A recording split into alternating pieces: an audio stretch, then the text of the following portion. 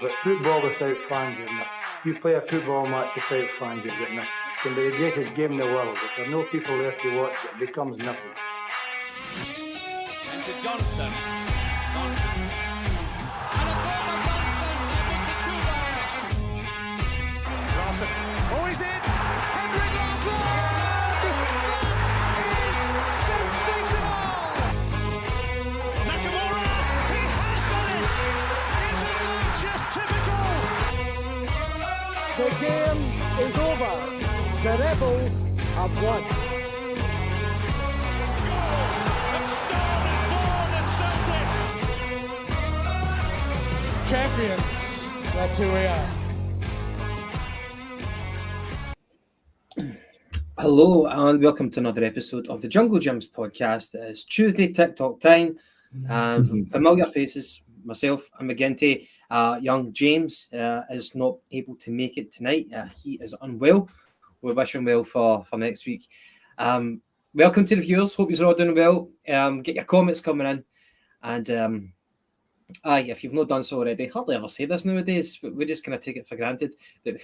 But please subscribe if you haven't already done so. McGinty, how are you? I'm not too bad. Generally all right. Good victory at the weekend, which I think we all will agree, especially down to 10 men. And compared to maybe 2 weeks ago, I think everybody's generally a lot more positive. What about yourself, Gavin? As a Celtic fan, the positivity, it kind of peaks and troughs this season, you know. Like we started off our opening game of the season where we won 4-2, and we thought, you know, like that would be a blip, losing 2 goals, and we're going to get better and better. But we've been engulfed with injuries. There's been rumours there's been murmurs of discontent with the transfer window, both from fans and from the manager himself. We beat the Rotten Mob at their own turf, you know, and they're in meltdown at that point. And then we have the international break. Things are brilliant. But then Champions League starts off and we realise how short we are, numbers-wise, quality-wise.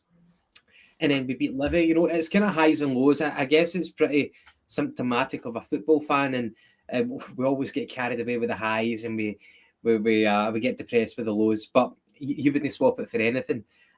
So that's where I'm at. So I guess optimistic, because in terms of the injuries, like, surely it can't get any worse. We're going to get better. It might take a wee bit of time before we can get everybody back to full fitness. I know that, I think it was at the weekend, like the Celtic B team played Ayr, I think it was. And I think Tillio got a run out, Mikey Johnson got a run out, and somebody else probably got a run out too. So I know that the Australian people have been talking about Tillio bigging him up. He's not really a young prospect. The guy is 22. So we're going to have to wait a bit of time to see him. But yeah, my point is, whenever we get everybody back, all the numbers, full fitness, we'll be able to see how this team is taking shape under Brendan Rodgers. I think we need to always have faith with Brendan Rodgers, no matter how bad things are looking. Brendan is a wily old fox, and you kind of saw that at Ibrox when people were so pessimistic, including myself. You didn't know whether to stick or twist, either just go for broke or play defensive. Brendan Rodgers, he was calm under pressure. I think that's one particular game that we can really take away from to say, you know, we can rest assured Brendan is an experienced guy, and he'll be able to guide us through this period right now. It is a difficult period. But anyway, the last result, 3-0 against Livingston, I thought it was a very interesting game, very intriguing. The way that we responded to that adversity, going a man down. I thought the way that Brendan changed the shape, bringing off James Forrest. I felt bad for Forrest because I thought he started well in the game. But he came off and we consolidated. We brought Bain on, and the shape was brilliant. And we didn't look as if we'd went down to 10 men. We played with so much professionalism, and we got an extra 2 goals as well to make it 3-0 on the day. And of course, that just put pressure on the Rotten Mob going into the following game, the subsequent day. I was really chuffed with the Livi game, apart from a couple of hairy moments here and there. There's obviously going to be some deficiencies, which we'll talk about. What was your kind of main talking points from the Livi game? Joe Hart, that red card, obviously. But I'm going to keep up up Ian's couple of comments here for a while because I don't think we all forgot about how good Brendan Rodgers was at managing a game, but I think the past game, and maybe even if you look at the Champions League game, which I forgot, we actually haven't covered that yet either. He can prove that he actually does know what the fuck he's actually talking about. You look back to the game at Ibrox in his first stint when we went down to 10 men and Edward ran the show sort of thing. Mm.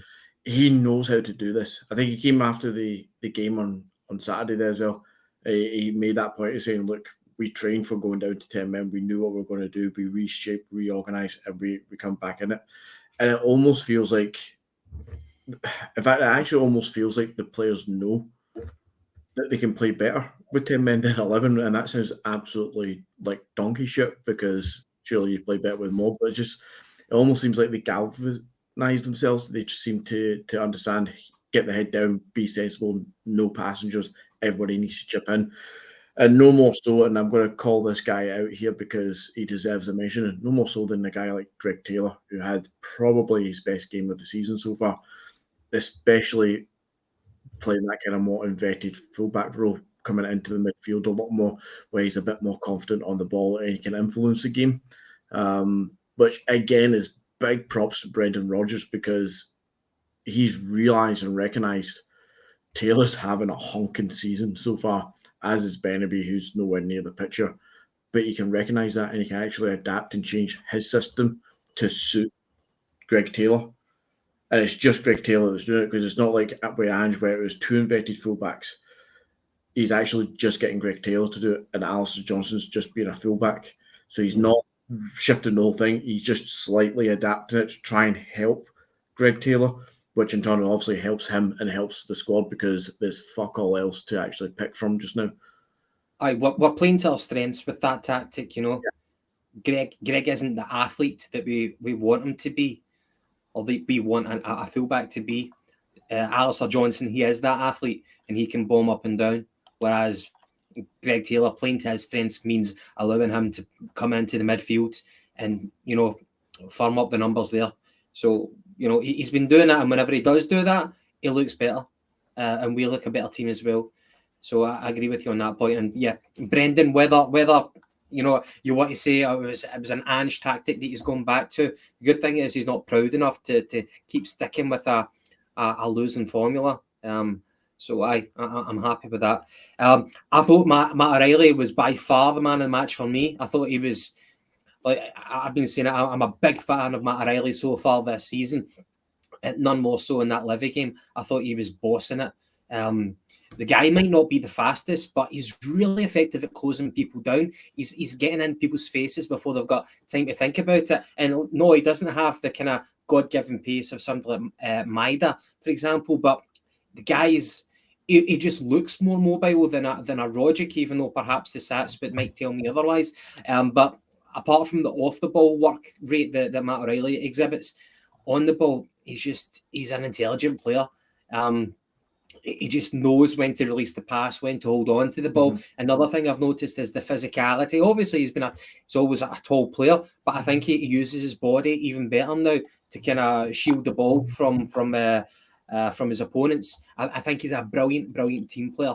And now this season, he's been adding more goals. He got his goal against Livi. That was the second goal itself, albeit Maida should have put it away. The kind of rebound fell to Matt O'Reilly, and he kind of he snapped it up in the kind of 6-yard box. Matt O'Reilly, for me, man of the match. But O'Reilly got it, fair enough. You know, it'll boost his confidence, and that's a good thing, I would imagine. No, 100%. And I think he deserves a bit of goals and assists to his name as well, because he's having a great start to the season, as well as the likes of Kyogo. You touched on it, but you kind of not comparing him, but mentioning Rodgers' name there as well. He is not blessed with pace, but there's just some things that he does that reminds me of Tom Rodgers, and it's more to do with the way he just picks the ball out of the air at times. Sometimes it's the leg going way up to the backside of him, and he just manages to rip the ball out there. But his technical footwork it's not Tom Rodgers-esque. He's a wizard, but it's kind of getting there. It's kind of up there. You can rely on him to close down, and he he thinks fast with his feet and he's able to do something that it gets him out of a little bit of trouble. Whereas if you look at a guy like Turnbull, he's just a slower player and he's technically very good and astute, but he's not quick mind to foot kind of way where Matt O'Reilly seems to be, and he can get himself out of some bad situations into a good situation, especially when he's kind of playing off the right side at times and support onto the striker, which I think he's having a fantastic go at just now. So props to him as well. He started the season really well and deserves his goal at the weekend. Aye. I think with some people, if they're lacking in one attribute, then they're able to compensate that for with something else. You kind of see it in boxers. People, like, you might get a boxer who in their career they'll slow down, but then they become they think quicker. They become a better counter puncher, that sort of thing. They compensate using other traits. And I think Matt O'Reilly, although he's never been blessed with pace, he's certainly intelligent enough to think what his next move is going to be. So the first goal was a Rio Hatate penalty. I think it was a decent ball in for the midfield into Hatate. He won the penalty. He put it away. Didn't look like a confident penalty. It kind of trickled under the keeper. He got a hand to it, but it went over the line. But that's what you want. You want an early goal. The Spaghetti had, and then we get the second goal as we spoke about for Matt O'Reilly. So the red card happened between the first and the second. Let's talk about it. Both of us have watched it recently. Now, I guess I'll say what my thought is, and then I'll hear from you. Don't I put words in your mouth? The ball over the top was happening all afternoon. Now, this one, obviously, they got a bit of success from it. Lagerbielke's position, it's like he doesn't see it coming. I don't want to crucify the boy too much here. I'm just calling it as I see it. Lagerbielke, he didn't anticipate it. There was a few balls at Ibrox over the top, which he was getting found out with as well. It happened here. It was far too slow.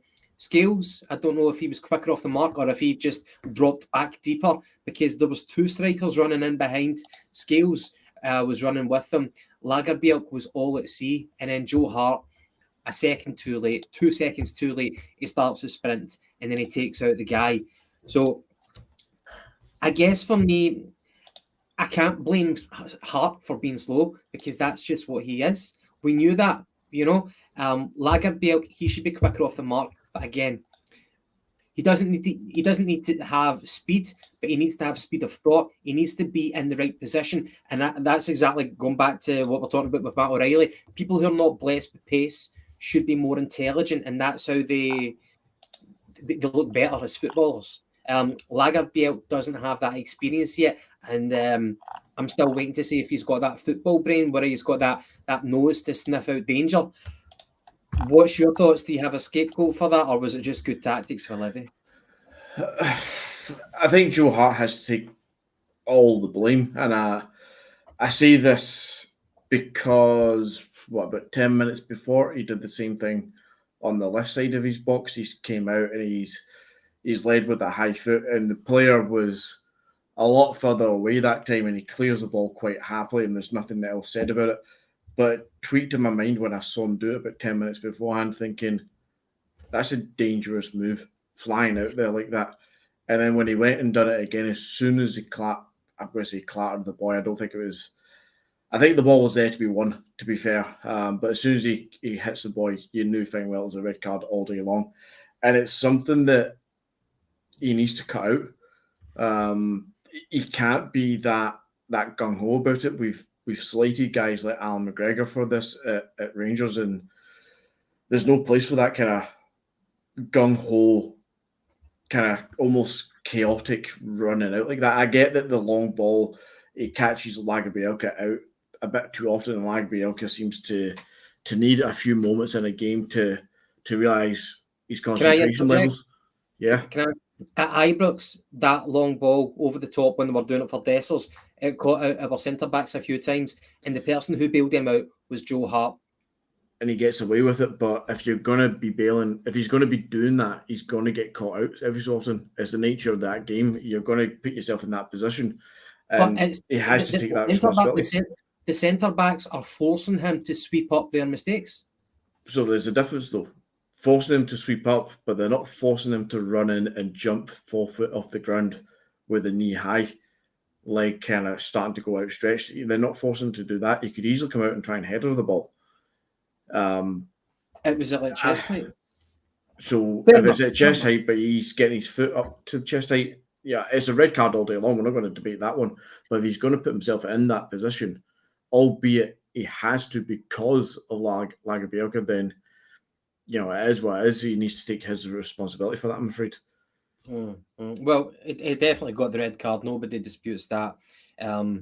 Deserved, yes. Thankfully, it wasn't a double jeopardy. Thankfully, it was outside the box. So all they got from it was a free kick, which they no doubt fucked up. And the third goal, right at the end, Maida. A beautiful goal. What can you say? Maida's work rate is fantastic. He chases down another ball. He steadies himself, does it with the left foot, curling over the keeper into the back of the net. Brilliant finale to the game. Is Livi, is Almondvale no longer a banana skin for Celtic? Because we've actually been doing well. I would say it's no longer banana skin, but I still look at that pitch and I still think the same thing that I think about Kilmarnock. I don't want to play that. I don't want to see it. I get the fear every time our players go on there, and this is harking back to the Jozo Simunovic days where you just knew fine well since he sniffed that plastic grass, he's going to get an injury to his knees or something. You know, the fear's always there, but we seem to be able to go to these grounds now and just play football and actually get 2 or 3 goals, as opposed to back in the day, it used to be fearing for your own injuries in your lives and the players. And if you were sneaking a point or sneaking a 1-0 victory, you were happy enough to get out of Dodge. But yeah, it's no more the banana skin that it used to be when Lyndon Dykes was bullying some of our backline. Somebody said for Corvo, he said Hart was paying tribute to George Masvidal with that high knee. I'm not even a UFC fan, but I know what he's talking about there. I think it was like at a fight that was over in about 3 seconds. It was the first hit, a knee to the guy's chops, and that was him. Paddy the Joiner. People are talking about Paddy. Paddy's in the comments. No. Paddy, what are you doing to our stream here? You've left us like 5 weeks ago and you're still getting talked about. Paddy, you've got crops to harvest. What are you doing? No, Paddy ducked out of the podcast game for a little while. He's desperate to get back involved in the podcasting at some point and to be back on screen at some time. But for the time being, he's no with us as such. Fuck him though. Yeah. He's texting from his combine harvester. Right, okay, so another 3 points. Frustratingly though, the Rotten Mob picked up 3 points despite being booed at home. Apparently Motherwell with a better team. I guess they will get their comeuppance, you know. But we can only take care of our business. We're still 4 points ahead anyway. So the Champions League game, shall we move on to that? Feyenoord, 2-0 defeat. Now, whenever it was happening, whenever the drama was unfolding, I just felt like, if I can say, I went into it in a fairly relaxed mood because I had low expectations of Celtic away in Europe. And Feyenoord, you know, they had the reputation as the Dutch champions, but so the Rotten Mob get spanked 5-0, 5-1 by PSV, and you're thinking, well, Feyenoord is a cut above them. So I went into it thinking these guys have got strong pedigree. You would bite your hand off for a point. But at the end of the game, I felt sick. I wasn't surprised as well. And I was thinking, that's like Shakhtar Donetsk all over again. A missed opportunity. I don't think we'll ever get them as weak as what we did.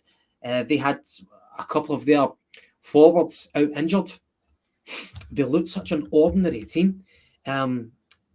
I don't know where to start with it. First half we looked, you know, we were in it, but obviously we lost that goal. What was your thoughts on the free kick? Whenever it was that far out, I thought, nah, they need to have a Nakamura. They need to do something spectacular to score from that range. And it turns out they didn't. They needed us to put the smallest guy on the pitch on the outside of the wall. I can't remember who it was. Was it Martin O'Neill in the studio on the stream I was watching? I think it was Martin O'Neill. Could be wrong, but I think it was him. And he had a right good go at it, thinking, what the hell are you doing putting Kyogo there? He tries to jump and he actually turns away from it, but he's not turning away from it in fear. It's a natural instinct what he does. But as soon as he goes there, you kind of know that the ball's going around him because it's the easiest part to put the ball around the wall and curl it back in. It's one of these ones where, as you said, we were having a decent game.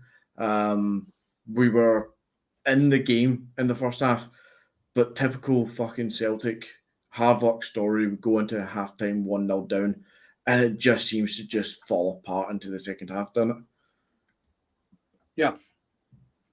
I agree with you about the wall. Kyogo shouldn't be there. However, I did notice we formed a wall against Livingston at the weekend, and Kyogo was still in that wall. Brendan Rodgers said something in his interview about people making decisions on the pitch, and he alluded to the fact that the players lined up the wall not the way they would normally practice. They did that off the cuff, thinking that they would, we would have stood a better chance if we never lined up a wall at all, and Hart was just able to see it from however far out the wall. I'm going to stop you there and just wonder about that, because I saw it at the weekend as well, where Kyogo was still at this edge of the wall for a free kick at the weekend. So if he's seen that they kind of spontaneously put themselves in those positions, it weirdly happened again with Kyogo on the outside of the wall. So I would not want to call him a liar, but I would question how truthful he is and letting the players take the blame for that as such. And Hart's starting position, and you kind of watched it in slow motion once the free kick was executed. You're watching Hart in slow motion try to run to that far post, and he fails to obviously keep it out. And I guess that's a theme that we have to get used to. Hart's lack of pace. Should we be surprised at that? No. That's why we were crying out for a new keeper, because we know that he's an aging goalkeeper. However, perhaps with experience, his starting position shouldn't have been that bad. But we conspire to hit self-destruct. So we go in at halftime 1-0 down. We give their fans a massive lift where they didn't deserve it at all. I felt that we were right in it. There was one criminal moment in the game where Hatate was quite far advanced. He had a defender in front of him, and Kyogo was sprinting right to his right, and all he had to do was just play the correct weighted pass, and Kyogo would have been in against the keeper, and Hatate shot against the defender in front of him. I felt that was extremely, extremely poor decision making, and I guess that leads me on to my next point about Hatate's performance in that game. I felt like at times Hatate was playing against us. I've championed him and his high ceiling compared to everybody else in the squad. Some things that he does, he looks sublime when he does it, but he does some ridiculous things on the park as well. Whenever I see him on the edge of our box, try to clear it away, and he does like wee daft no-look passes and gives the opportunity to the opposition to turn over again.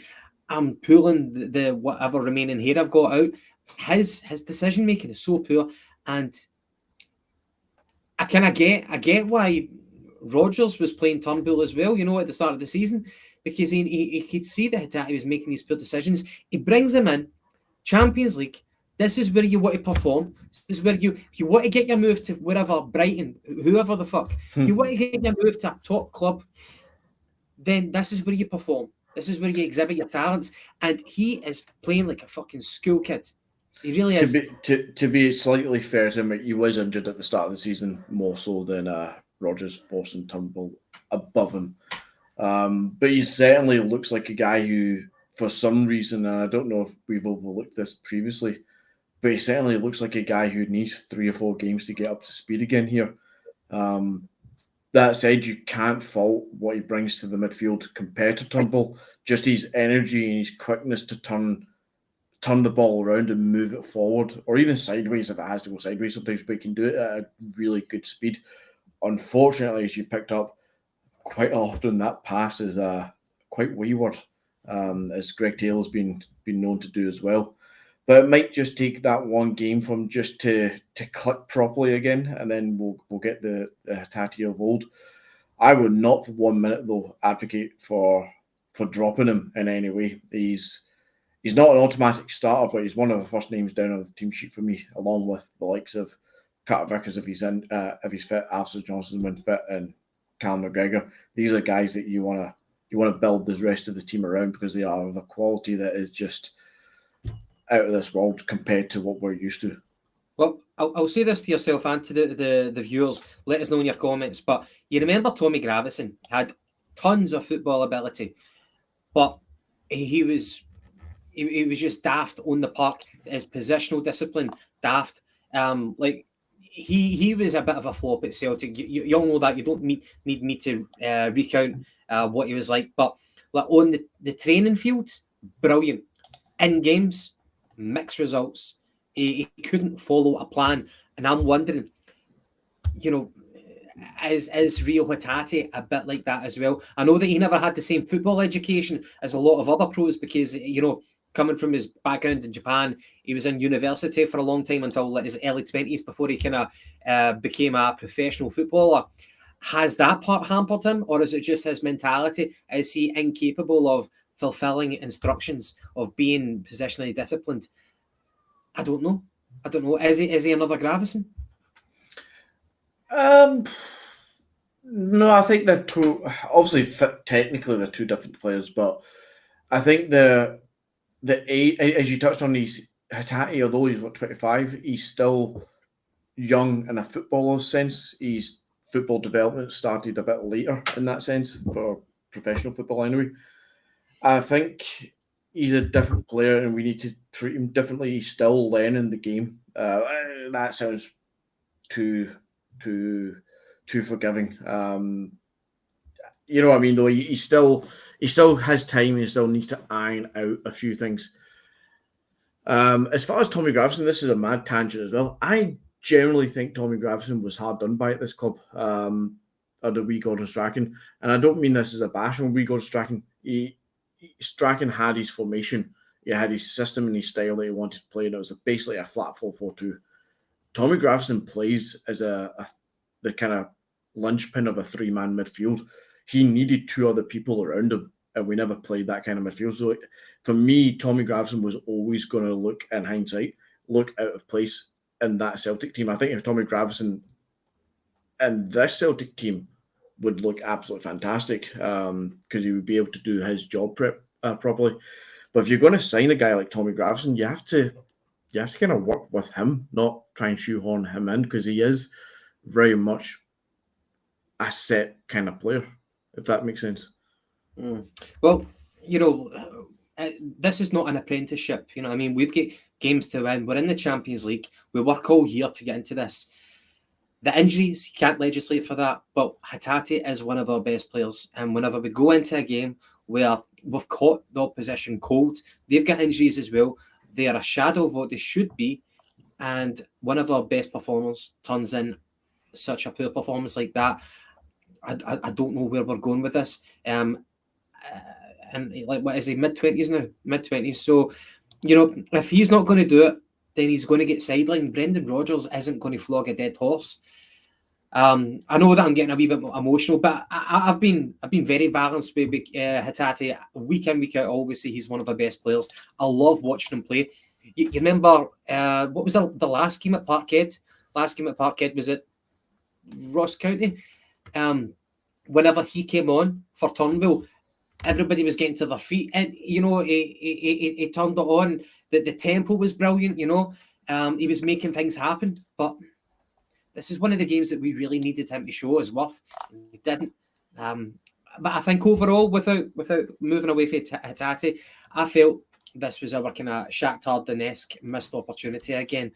We should have been away in Europe last season, and we should have at least got a point from this, I think. But Yeah, I wonder No, it's not even a wonder because it's fucking true at the end of the day. See if we signed maybe just 2 players of a higher quality to go straight into that squad, such as a much, much better quality left back and a much better quality central midfielder. I think we would have done so much better. Just 2 signings. And this is where the debate of, how much money do you throw at a side and all the rest of it, and have we got enough to do X, Y, and Z? See, for me, 2 more signings of a certain quality, and you would easily have taken care of that game last week. And that's kind of where we need to be, where we can go into that game against a Feyenoord or a Shakhtar Donetsk of last season and actually be confident of getting a result of them. Whereas, yeah, as the podcast went on last week, I got more and more confident seeing that lineup with Hatate starting. But once the game was really going, you kind of knew where it was going to end up. I didn't think it was going to end up with us with 9 men, mind you, but yeah, you knew it was a hard luck story. Let's talk about that. I think there's a lot of factors that's in play, which have kind of hampered us. The injuries, the recruitment, and the fact that we lost it, whether you want to admit it or not, I think we've lost momentum because Ange left and we've brought in Brendan Rodgers, albeit a high calibre coach has left and a high calibre has replaced him. But new methodology, a new way of thinking, that will kind of hamper you until you kind of get back up to speed again. But let's talk about the sendings off. So Lagerbielke, he was already on a yellow, and then he puts his arm across the guy's face. He was getting beaten for pace. Whether if he left him alone, the ball would have went to Joe Hart, or whether the attacker would have nicked it if Lagerbielke wasn't there to impede him, not too sure. But I felt that Lagerbielke made that hasty decision because of, I don't know whether it's just a lack of pace or a lack of a good starting position to anticipate that dropping deeper whenever you know you've got a speedy attacker up next to you. Me personally, I don't have any qualms with the second yellow. And of course, it goes to a penalty as well. What did you think of Lagerbielke? Was it inexperience, or is there something deeper than that? Are you having reservations about him so far this early in the season? No, I'm not having reservations. He's third choice centre back. We needed somebody more experienced in the game because Lagerbielke is still young and he still needs to iron out these little 23 stupidity things. Still young. Yeah, still 22, 23. Still young for me. He needs to learn from these and he needs to get him out of his game. And all players need to go through some realm of, idiotic red cards that he knows fine well he could have done better with. He'll hopefully learn from that, and especially if he ends up playing alongside Carter Vickers a bit more often when he's back from injury, then you might learn more about it. It's not something we needed, though, was another, I think you said it earlier, somebody in the comments mentioned it, we don't need more apprentices, we don't need more projects, and for third choice centre-back, we needed Carl Starfelt, really. This guy is not a project. He's 23 and a half. 23 and a half. Back in April, he was 23. I would argue he's still young, but yeah, he should have plenty of years. He should have 3 or 4 seasons under his belt to be able to have this kind of experience. But I can still allow a little bit of it. It's all he learns from it. See if I find out in 6 months' time, near the end of the season or into the kind of March kind of time, that he's still doing stupid things and getting silly second yellow cards and stuff, then the juries will be coming back in for that one. But it's a daft one because he puts the arm across. He should know he's on a yellow. He doesn't need to do that. I believe at the time the attacker's on the wrong side of the goal. So all he needs to do is kind of usher him out, sort of thing, kind of shoulder to shoulder and just kind of carry him out. But yeah, it's not the harsh one. The harsh one is home. I don't mean harsh as in harsh that you got there. Harsh from our perspective as fans to watch it. What Home was doing is beyond me. He goes in for that challenge, and it's almost like slow motion where the foot it slides along. And see if he keeps the foot down, he's probably doing all right, but it just starts going up and up and up and up, and he pretty much studs on the knee, and you're like, for fucking hell. Yeah, kind of head in your hands at that moment. It's just, at that point, everybody, I think, wanted to turn the TV off. Yeah, he does like a slide tackle, and one of his victims, of course, was Todd Cantwell, although I thought he won the ball fairly. Yeah, I guess he's going to have to watch out for it, maybe just a wee bit over-exuberant. He kind of misjudged it, and as you said, the studs went up there was no malicious intent, but that's what happened, and he allows the referee to make that decision. So probably not. I remember Near, tell me if I'm wrong, but I think Near Beaton on his Champions League debut for Celtic at Parkhead got a red card.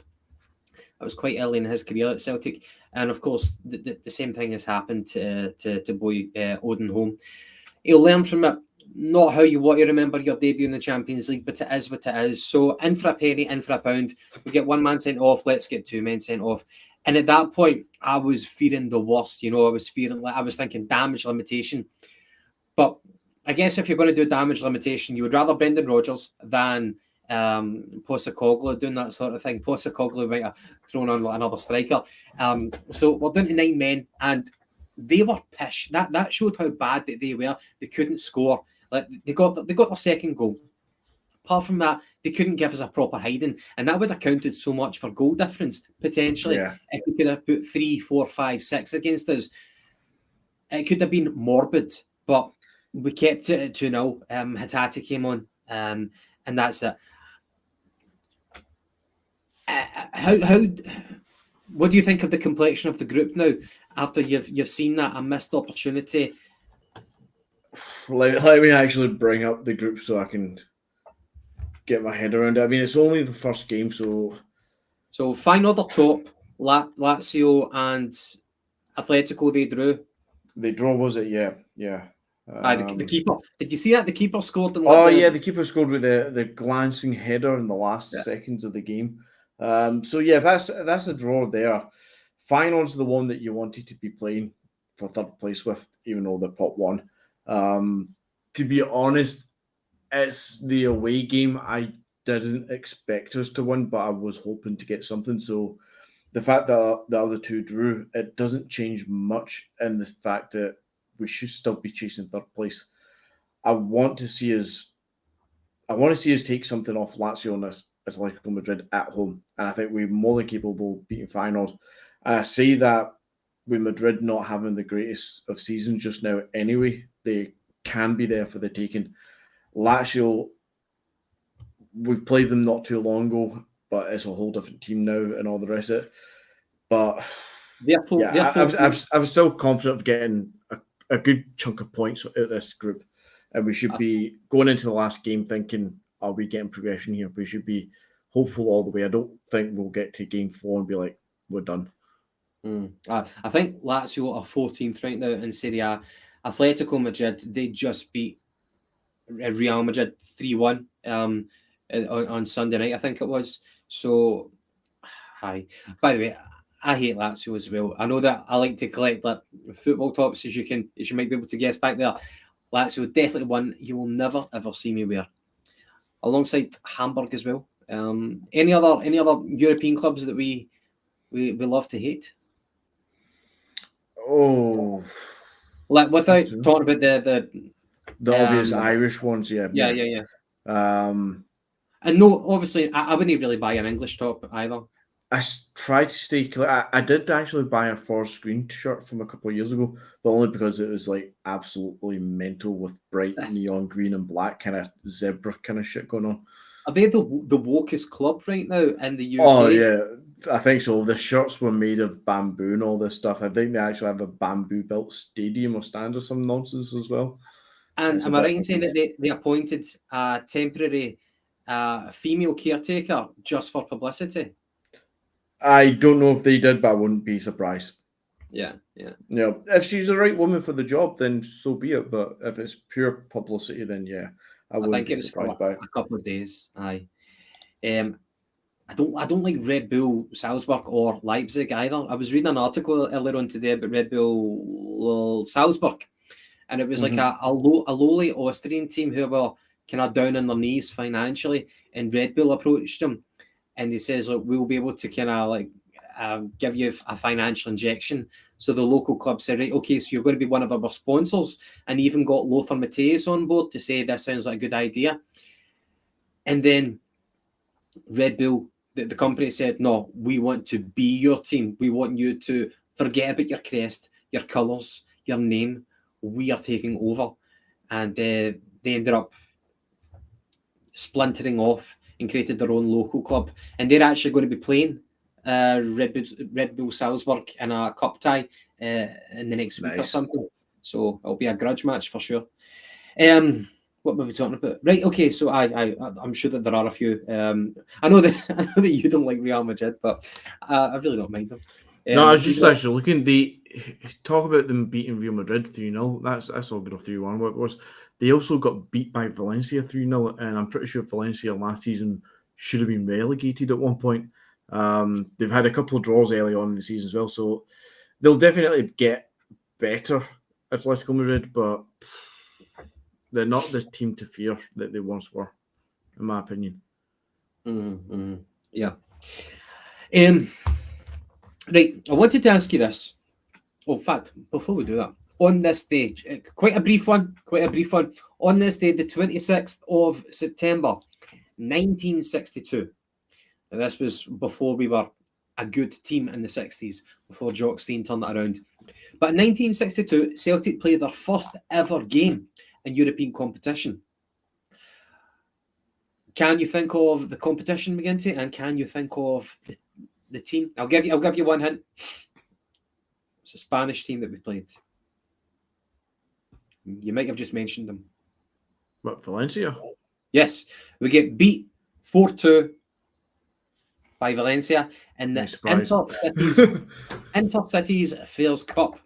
And Valencia actually went on to win that competition in that year. So there you go. 1962, wasn't that the year that JFK was shot? Was it? I don't know. No, it was later than that. JFK got shot later than that, did he not?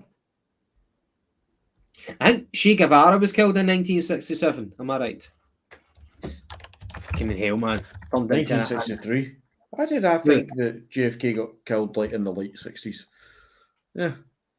Che was killed in 67. So what was it, JFK 62 or 63? 63. There we go.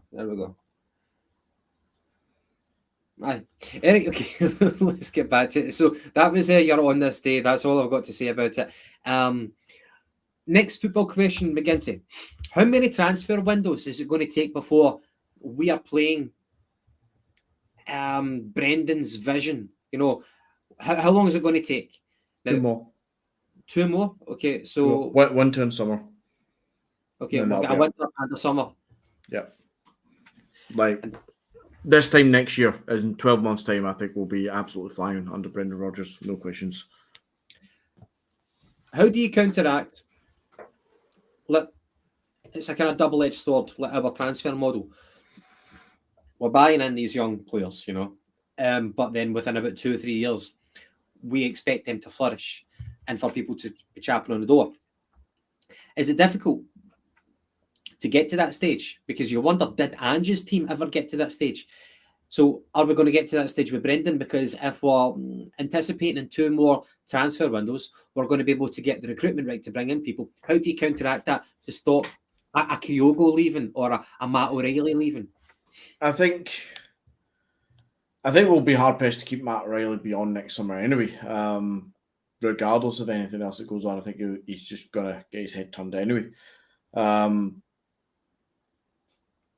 I think when we look at what I'm about to say is going to be a bit weird because we don't have any real projects that look like they're going to take over from Kyogo if Kyogo was to leave next year, which I don't think he would. But there's a few positions that we need to go out and sign quality. And judging by how piss poor that transfer window really was when you break it down to what we actually needed to push the squad forward, I don't care about how many players we signed and how much money they want to pretend that they actually spent on it.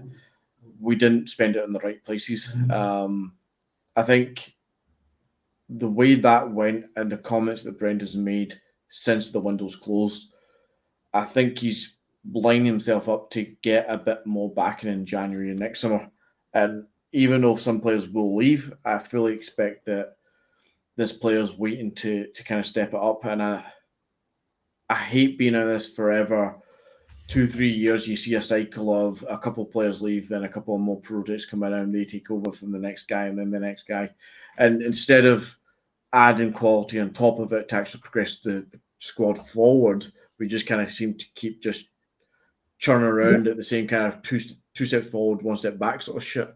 The word I would use is we're consolidating our position. Like Juranovic left, and now I think this is a great example of replacing like for like.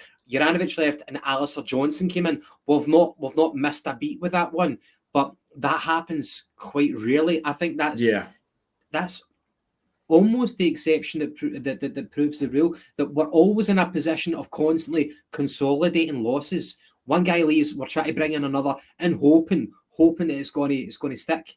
Yeah. With the right back position, it worked very, very well, but other positions, it just doesn't really happen in practice. Normally, it ends up being that one player leaves and we sign 3 or 4 and hope that one of them becomes the diamond in the rough as such. And it almost seems like that with wingers at this stage. It feels like we knew we needed a new winger. Then we lost Jota and realised we needed another one, so we decided to sign 5 during the window there, or however, God knows how many it is. I believe we're on about 8 different wingers that could play somewhere, left or right side. But I just feel like come the winter window and summer, I think Rodgers will get the backers. Will say Carter Vickers does leave, for talking's sake.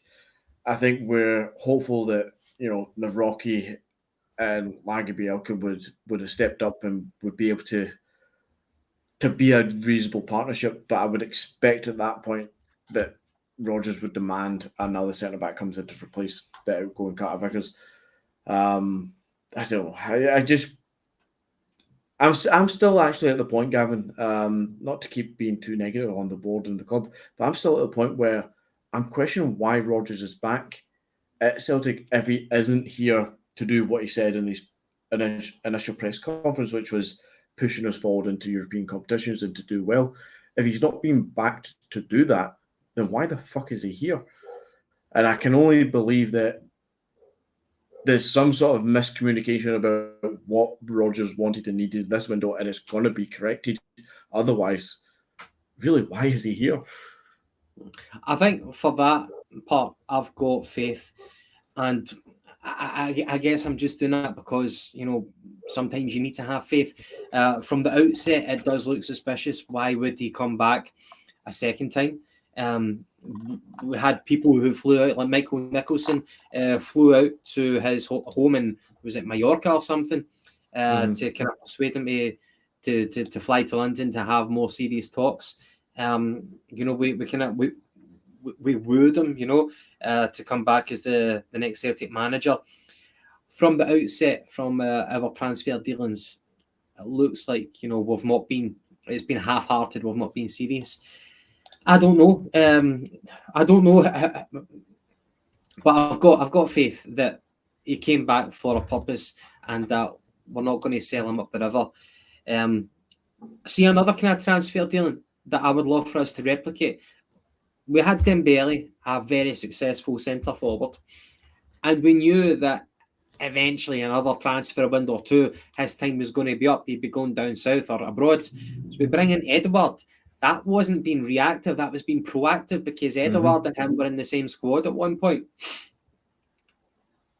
That's very, very rare that we are showing that strong proactivity. It just doesn't seem to happen. So, the overall question is how many transfer windows will it take before we've got a kind of, Brendan's team, Brendan's 11? I'm still going with 2, Gavin, because we needed 5 key high caliber players to come straight into this squad that would actually walk into the first team 11. which would in turn make the 18 match day squad an extremely talented and high quality squad by our standards.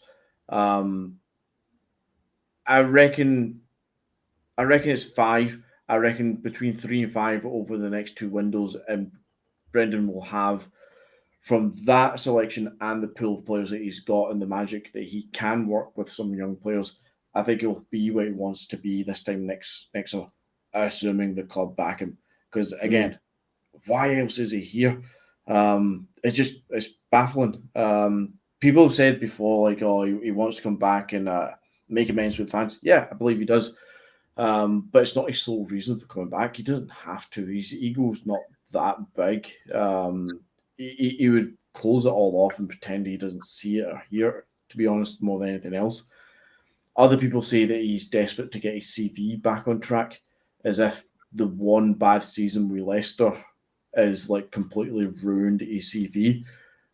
No, he's done everything that he can at Scottish football domestically. There's nothing else he can do. In fact, by not winning the treble this year, which is obviously not going to happen, fundamentally he is a worse manager based off of what he was the last time, because he won absolutely everything when he was here. So winning the league in Scotland's not going to do his CV any better, because he's already done it all. He's done it all with us, and he took Liverpool to the final day of the season and all this. His stock is high. He had one bad season. You know, how many managers in EPL football have had honking seasons and have just went on to another EPL job? You know, 6 months later, he would have just stuck it out. He has to be back here with surely some sort of assurances that he's going to be back, because he doesn't come back to this job with his tail between his leg. Thank you, Peter. Thank you, Desmond. No, he's here for a reason. We've got a comment there for Ian McIntosh to say to get the board to part with 9 million for Odsonne Edwards, Brendan must have pushed the board, and I'd like to see more of this. So I would imagine it. Same, yeah. I would like to think that Brendan is a savvy enough operator that he can get what he wants at times, because otherwise it would, you know, there would have been no point for him coming back to Celtic. So McGinty, I do have faith. What else was I going to say? Can I ask another thing? Get your thoughts on it, and the viewers, of course. Of course, the football brains are the viewers here. Me and McGinty just talk pish, and what we hope for you guys to guide us. Now, obviously, you've heard people talk about we need a Wanyama type in the kind of number 6 position, but with the style of play that we have, the formation that we have, Callum McGregor is that number 6. Now, in terms of Europe, that... Sorry, have I missed something? Brendan only got one leg, McGinty. Am I saying something wrong? You might have done. I misspeak all the time on the podcast. So with McGregor, we know what he gives us in terms of domestically, but in Europe, his lack of physicality, like he's not a tall guy, he's not 6 foot, he might be about 5'10" perhaps. He's not particularly fast. Now he's 30 years old. He's got a declining speed, and off the ball, I think he looks, shoot me, but I think off the ball sometimes he looks like a liability. Players run past him. I'm going to ask you, and it's just, if it was a different formation, perhaps that frailty wouldn't be shown up. But is our failure to address the number 6 position in terms of a lack of physicality, is that going to bite us in Europe?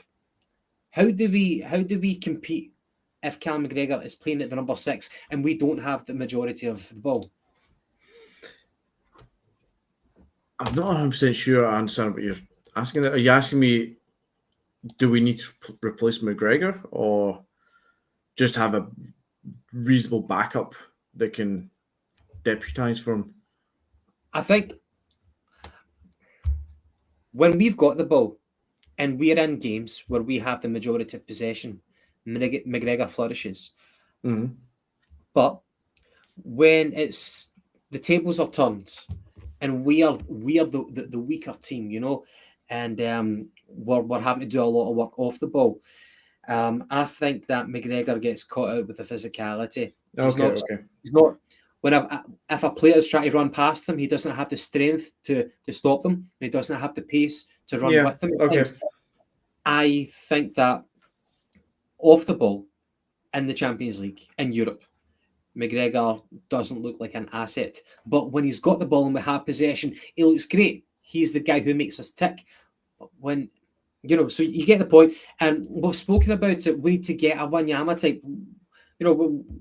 Postecoglou made a couple of stupid attempts at it, like Abligor, you know what I mean? People like that. It was never going to work. And I'm just thinking about the complexion of our midfield. The way that we are set up, are we set up for failure in Europe because of our lack of physicality? And the other thing is, a Celtic captain, it's like taboo to say drop a Celtic captain. I'm just raising the question here. Like Scott Brown, how long did it take before people eventually said, right, Scott Brown, he's a liability now, Oh, we went through season after season of questioning that one, and he'd have two fantastic seasons. Then we would question it again. Then he would bring it back. Scott Brown was. You're always going to protect there, but you're always going to be reluctant to say, maybe rest him. He's always the last guy who's going to get rested, and he plays like 90 minutes every game. I think I get what you mean with the question.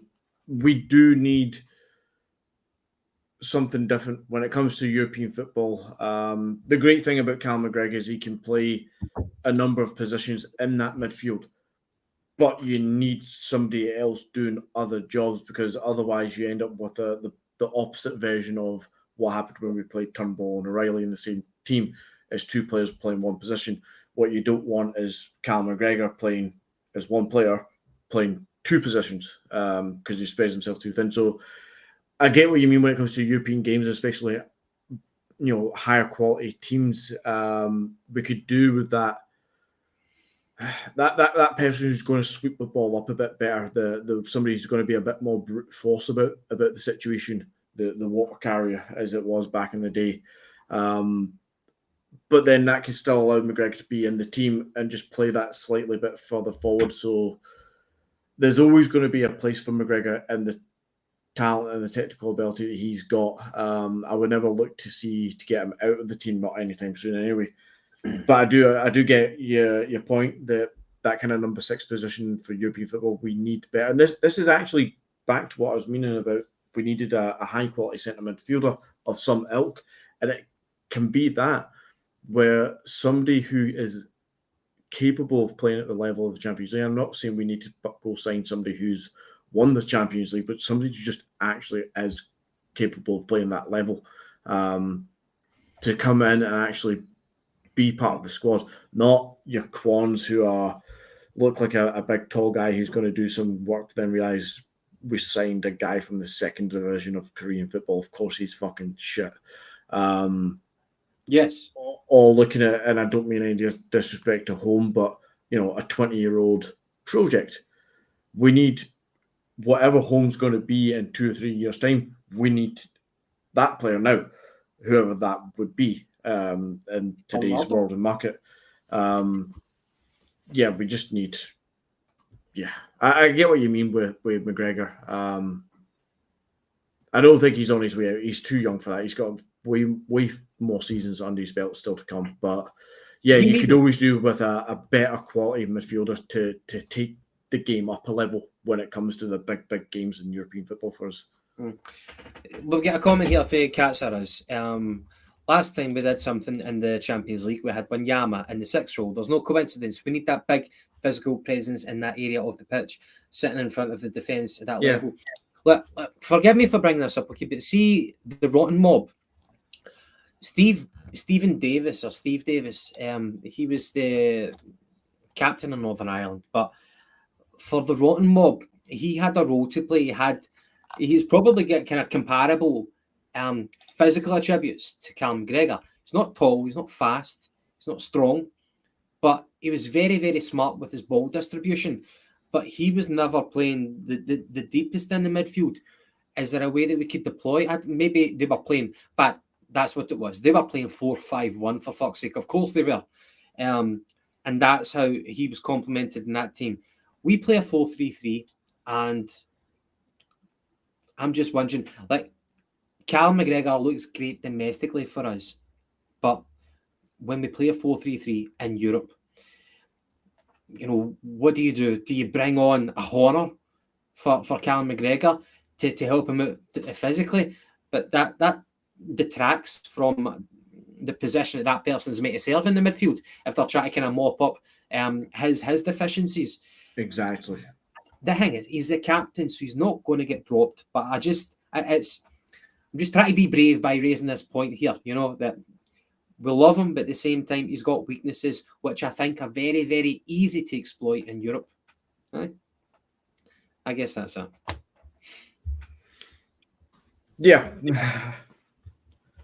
But this just always comes back, Gavin, to the same old thing. We needed 3 to 5, closer to 5, high caliber players to come in. A new keeper, a left back, a central midfielder to help out. And not just help out as in, you'll do a turn for 10, 15 games a season, no, to actually help improve the midfield. A winger and a striker to complement Kyle. I like the look of, and I'm going to talk about and Yang at this point. They both look good players. Oh no. But see, the pair of them, they need to start bringing goals and or assists to the game, because they can look all good and strong and powerful going forward. They can look fancy with the footwork and the turkey, but see, if it comes to nothing at the end of the day, you're no use to us. I think O is just a fucking mad guy. You know what I mean? I don't think O is going to be a future Celtic centre forward for us. I just don't think he's got it. And I know that people like to keep the faith and say, "Oh, you're writing him off too early." Like, how long are you going to keep trying someone? We got rid of McGinty. Where the fuck did McGinty go? Did McGinty?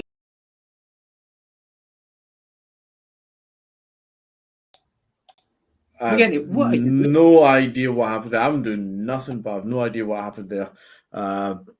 Both our cameras just clocked off for some reason. I heard you clicking. Molly job. Pure panic. I'm like, it's McGinty build on me. I need to talk to people on my own. I just think that was it the attitude thing that Giakoumakis had to go? Was it because of his attitude? Whether it was or whether it wasn't, we've replaced him with O. O is raw as fuck.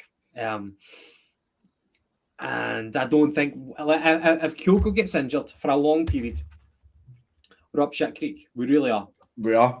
The O and Giakoumakis thing is prime Celtic, and the complete opposite of what we said about happening with Edward in the belly, or better yet with Juranovic and Alistair Johnson. One of those situations, we just knew it was happening, so we got the replacement in straight away. The other one, we planned ahead. With Giakoumakis and O, we've done what happens probably about 90% of the time at Celtic. We have a player who actually is worth something to us, who actually offers goals and is experienced. He's 26, 27. He was ready-made to play. And he's done well for us for a season and a half. And we replace him with a project who needs time to get up to speed, time to develop as he would be. And see, by the time he does, he looks half decent and then he wants to leave again. So why didn't we go out, and when we knew we were selling Giakoumakis, why did we not go out and just sign another version of him? Maybe not even the exact same style of play, but just another 25, 26-year-old just to come straight in, ready to play football, not a 20, 21-year-old who needs time to get up to speed and to learn the game and all the rest of it. Project after project, too often, Gav, too often. See, I would rather a domestic centre forward who's already playing this trade up, like somebody like Nisbet for Hibs. I don't know if he's still at Hibs or if he's went down south. I would have preferred a Nisbet. And see, Shankland, forget the fact that he might be an ugly bastard, he might not be a Celtic fan, he might play for Hearts, but Shankland got a shitload of goals for Hearts last season. I would rather a player with the attributes of Shankland over O, because you know what you're going to get. O is just fucking ridiculous. Sometimes he's oh no, that's it. It's oh no. He's a bit of a donkey, man. I don't know how long we're going to have to continue with him, but I think the people that we've seen perform domestically, I would take someone like that over O. Yeah. Again, this debate comes up quite often. This debate conversation comes up quite often, where it's like, what SPFL player would you take? Would you take Duck? Would you take Nisbet? Would you take Shankland? Would you take Dodge or whoever else it happens to be at the time? There's usually 2 or 3 in the league that somebody's questioning, could they do a turn for Celtic? And yeah, they probably could. And see, to be honest, it's a situation like Lee Griffiths. You would take them because they would walk into the squad and actually give you what you expect. And I wouldn't expect any of these players, such as Shankland or Issett, I wouldn't expect any of them to come into the squad and take us up a level. But I'd expect them to be able to come into the squad, and when Kyle was coming off, injured, rested, whatever it is, the player comes on and you know what you're getting, you know what they expect, and they just go about doing the fucking job, which is not all at present because, again, he's a development player. He's a project. He needs time. He needs coached. He needs, I'm getting fed up with that, man. I really am getting fed up it's with annoying. that. Like, we're not some fucking... We're not Partick Thistle. We're Celtic, man, you know what I mean? Look, we have it's difficult enough to perform at our level. On top of that, you've got mental pressure, which sometimes it's easy to forget about the mental pressure. You need to be both a good footballer and to be mentally switched on. But historically, we have snapped up talent domestically. People like Scott McDonald, obviously he was an unfashionable signing for Celtic. But look at it at the end of it. Christ, we even managed to make a profit on him by selling him down to Middlesbrough. Thank you, Gordon Strachan. But he did a massive job for Celtic domestically, and you're not going to forget the goal that he scored against AC Milan. Players like that, we take a punt on them. It might not work out. People like Derek Reardon, it never worked out. But it's worth taking a punt on these players, even if they're going to be second fiddle to your main man, Hugo. Exactly, and there is some scope for doing that, and I do see the benefit at times, but I need to keep harking back to it. See, if we want to be a better team in Europe, then signing that kind of player isn't going to improve the squad overall. We need to buy equal, if not better than Kyogo. It would be good to have any one of those players to be able to fall back onto it now, because it's better than nothing, which is practically what we have under O, because he's not bringing anything to the table currently. But we still need better than all of it put together anyway. We still need somebody. I mean, McDonald was that punt that actually done really well. It could actually command a starting place in the lineup. We need that kind of player again. If he's going to come from the SPFL, he comes from the SPFL. That's where he comes from. But he needs to be that good. He needs to be able to walk into the team and say, actually, no, I'm your starting striker, and I'm going to prove it by getting 25 goals. No ifs, buts, and maybes. Yeah, I would like to think that people would always back themselves. Like Derek Reardon, Riordan, he even said in an interview with Open Goal, he said that if he was given the same quality as Henrik Larsson was given, then he would have scored more goals than Henrik Larsson. Call it deluded, but you need to back yourself, and I think I don't know. I think sometimes we're too snobbish about shopping domestically. It served us for. In saying that, I think maybe the talent isn't as great. I know that the Scotland national team are doing well, but the majority of them are either playing for us or playing down in England. But we should always be on the lookout anyway. But in saying that, perhaps talent hasn't been that great. Like back in Strachan's day, you buy Paul Hartley. Hearts had a decent team. You buy Paul Hartley, one of the best players in that team, and you buy Barry Robson, the best player at Dundee United. We shouldn't. I'm not saying that people are snobbish, but I don't know. Maybe some people are. Maybe no, it's a media thing. I don't know. Football's moved on. This is something I've mentioned on the message board, I think, earlier today or yesterday as well, about how football's moved on, but we've stood still. And we still think that 20 years ago, what we did, if we just do the exact same thing now, be it our budgets and wage and transfer or the markets that we shop in, whatever, we just assume that it's just going to keep working for us. It doesn't fucking work anymore. Football's moved on to the point where, yeah, you took a Barry Robson from Dundee United, their best player, and he did a fucking turn for us. But Scottish football has stood still or got worse over those 20 years. Whilst the rest of European football, from the big leagues with all their money, who have bulleted forward that we can't even see them anymore, but even the smaller leagues that were below us at one point have managed to be more pragmatic and better at what they're doing, and they're now showing us up. Because if we go to Dundee United, say 7 years ago, and we sign 3 of their best players, they couldn't lace Barry Robson's fucking boots. I'm talking about, well, I've been really harsh when we mention obviously Stuart Armstrong, but you're talking about guys like fucking Gary Mackay-Steven and Nadia Shifty. They're just not fucking of the same quality as Barry Robson was, or Paul Hartley, or even fucking Elvis at the time. There was a bit, I don't know if it was a better quality, but it was just, you got more from it, whereas now everything's just, we're wrong in what we're doing in this market. I think talent comes and goes, and I think maybe right now the Scottish market isn't as strong as what it used to be maybe 10, 20 years ago, but it'll come back again. It's not always going to be a downward trend. I don't believe that for a second. So, aye, that's that. For Ian McIntosh, by the way, thank you very much for all your comments. Ian McIntosh was hoping Brendan would mould O into a certain type, but it might be a mighty long wait. Yeah. Smell the glove. Smell the glove. You watched the boxing at the weekend. Joe Joy still has number 53 chicken and black bean sauce ringing in his ears from Saturday night. Again, that joke might be lost on you. I don't watch boxing. Yeah. Aye, knockout in the 3rd round, I think it was. Right, anyway, we're going to wrap it up for this evening.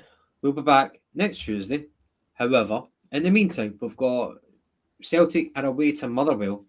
Early kick-off Saturday, 12:30, Fir Park. McGinty, nothing less than 3 points, of course. Nothing less than 3 points, aye. Bain will be playing in goals. Injuries, we don't have any more injuries, God forbid. So, yeah, we've got a strong enough lineup to secure that. However, I just hope that Lagerbielke, manages to go a full game without bringing attention to himself. See, I was just in my head there thinking about it. Obviously, take the Feyenoord game out of the equation. Is that not like 4 clean sheets domestically for Lagerbielke and Scales as a partnership at the back? As much as we're talking about the long ball to the top is causing us all sorts of issues, as much as we have to put up with Bain for 2/3 of that game at the weekend, and we're going to have to deal with him again this weekend, they're still performing quite well overall. They're still keeping clean sheets. You're right. Using stats to manipulate an argument and saying that Lagerbielke is actually a good player. Shame on you. How dare I? No, I think going on to the game of the weekend, I think 3 points is a must. I think it's not a given because I'm still not 100% convinced that we've turned that tide and everything's all rosy at the club just now. I think we still need to be a bit sensible in our approach. We need to be respectful to the opposition times because we do still have our weaknesses and we're there for the taking at times, defensively especially. But if everybody performs, even the ones who aren't of the right quality, if everybody performs as they should and as they have for quite a bit now, we should be fine for 2-3 goals and possibly still another clean sheet. Only one question about the lineup, because I think everything takes care of itself. One question, though, Palmer. Do you start Palmer again? We've seen him twice now. No, I think he'll go with Maeda on the left and James Forrest on the right. I think the fact that he started with Forrest and he had to take him off because of the red card is a shame for Forrest. And I think he might just give Forrest that extra chance again. Forrest come back up this game of snakes and ladders? Is he back up ahead of Palmer?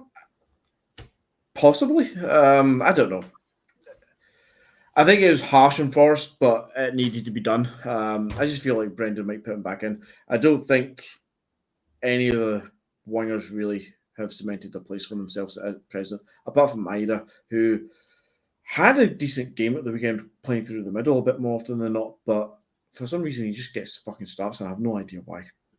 Despite Maida being mental, he's becoming indispensable. I think Forrest only started because it was Livi and it could be a tricky game, but I would imagine Palmer will come back in. We spent half decent money on him. I think Palmer will come back in. And on that note, we're going to wrap it up. People have been, by the way, McIntosh, you might say I'm being a wee bit harsh. Maybe I am. 3 million, 23-year-old, one cap, Swedish, big guy, no pace. I'm being a wee bit harsh. But I guess that's what fans are. Whether see it one way or the other. But you keep calling me out, I can take that. McGinty, we're going to wrap up for this evening. It's been, by the way, I like your top. Is that a long sleeve, sponsorless? Yes, long sleeve, and of course sponsorless, because it looks absolutely ridiculous on this shirt with the was it Carlin with the green fucking line on it? It looked absolutely ridiculous. So of course sponsorless. It's like a luminous Dennis the Menace. Yes. Anyway. Lager is the future king of Sweden. Why not? Right, guys. Thank you very, very much. Enjoy the rest of your night, and we'll see you on Tuesday. Hail, hail. God All bless. this, hail, hail.